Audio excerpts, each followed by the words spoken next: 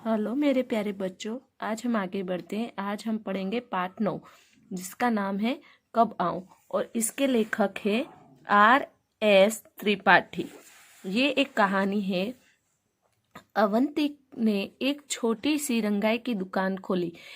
एक गांव में अवंती नाम का एक व्यक्ति है जिसने छोटी सी रंगाई का मतलब कपड़े रंगने का कार्य, तो उसकी दुकान खोली और गांव वासियों का अर्थ है गांव में रहने वाले लोग के लिए कपड़ा रंगना शुरू कर दिया। सब लोग उसकी रंगाई की प्रशंसा करने लगे। प्रशंसा का अर्थ होता है बड़ाई। धीरे धीरे उसकी दुकान चल निकली। अवंती की प्रशंसा सुनकर एक सेठ को बहुत ईर्ष्या यानी जलन महसूस होने लगी। अवंती को परेशान करने के लिए वह सेठ कपड़े का एक टुकड़ा लेकर अवंती की दुकान पर जा पहुंचा। यानी वो जो सेठ है चित्र में बताया है, उसे ईर्ष्या होने लगी। क्योंकि उससे ज्यादा उसका नाम हो रहा था गांव में, इसलिए उसको अच्छा नहीं लग रहा था। तो दरवाजे के अंदर घुसते ही सेठ बुलंद आवाज से बोला। बुलंद का अर्थ जोरदार। अवंती, जरा यह कपड़ा तो अच्छी तरह से रंग दो। मैं देखना चाहता हूँ तुम्हारा हुनर कैसा है। हुनर मतलब कला।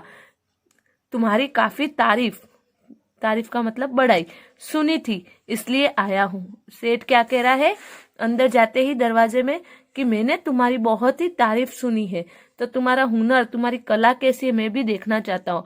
अवंती ने सेठ जी से पूछा, सेठ जी, इस कपड़े को आप किस रंग में रंगवाना चाहते हैं? जो अवंती है वो विनम्रता पूर्वक पूछ रहा है कि आप कौन से रंग में रंगवाना चाहते। सेठ ने कहा, रंग के बारे में मेरी कोई खास पसंद नहीं है, पर मुझे हरा, पीला, सफेद, लाल, नारंगी, नीला, आसमानी, काला और बैंगनी रंग कतई अच्छे नहीं लगते। कतई मतलब जरा भी, बिल्कुल भी, समझे कि नहीं। अब जो सेठ है वो अवंती को परेशान करने के लिए बोल रहा है, रंग में मेरे कोई खास पसंद नहीं है, लेकिन फिर भी हरा, पीला, सफेद, लाल, नारंगी, नीला, आसमानी, काला, बैंगनी ये तो मुझे जरा ही नहीं पसंद है। अवंती ने जवाब दिया, समझ गया हूँ, अच्छी तरह से समझ गया हूँ। मैं जरूर आपकी पसंद की रंगाई कर दूंगा। जो अवंती है वो जवाब दे रहा है, हाँ मैं समझ गया आपकी पसंद कैसी है। मैं जरूर यानी हाँ, अच्छे से, मैं जैसा आप चाहते हो वैसा ही रंग दूंगा। अवंती ने सेठ का मंसूबा भांपते हुए उसके हाथ से कपड़े का टुकड़ा ले लिया। मंसूबा यानी मन की बात, भापना यानी उसे पता लग गया था कि ये सेठ जरूर ही मुझे परेशान करने के लिए आए हैं, और उनके हाथ से कपड़ा ले लिए। सेठ ने खुश होकर कहा, अच्छा तो मैं इसे लेने किस दिन आऊं? तो मैं इसको लेने कब आऊं? अब इसने सेठ ने पूछा, खुश हो रहा है कि कपड़ा ले लिया। अब वो कौन से रंग में रंगेगा ये सब सोच के वो उसको परेशान कर दिया कि ये रंग तो चाहिए ही नहीं। तो वो खुश हो रहा है। अवंती ने कपड़े को अलमारी में बंद करके उसमें ताला लगा दिया।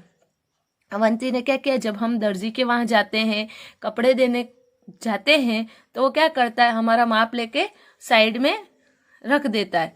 वैसे ही अवंती ने भी क्या किया, कपड़े को अलमारी में बंद कर दिया और ताला लगा दिया, और सेठ से बोला, आप इसे लेने सोमवार, मंगलवार, बुधवार, बृहस्पतिवार, शुक्रवार, शनिवार और रविवार को छोड़कर किसी भी दिन आ सकते हैं।